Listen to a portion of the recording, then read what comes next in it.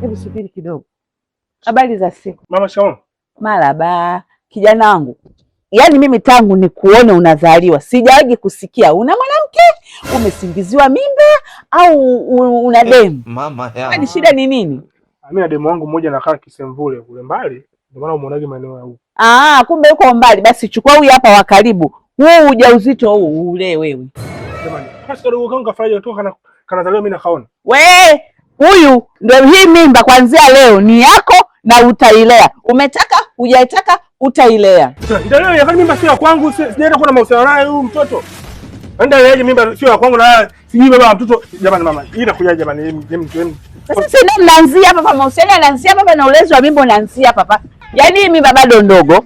Utakapoanza naye mahusiano, jinsi mtoto anavyokuwa utamshirikisha masikio, vinywele, atafanana na wewe. Maana bado mimba changa, bado mimba. Mfanaje?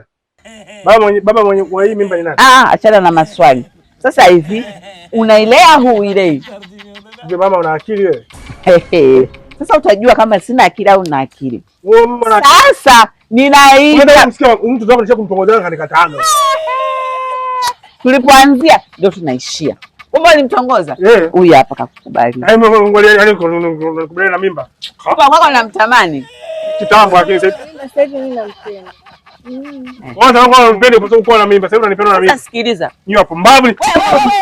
Subiri. Tunakuitia mwezi. Yaani sikiliza. Chagua haya mawili. Yaani ninakuitia watakujazia watu hivi. Yaani tunasema umembaka na hii mimba ni yako. Unaenda kufia jela. Niite. Wewe, twende tukazisha maisha mpumbavu. Jinga ndo aliwao.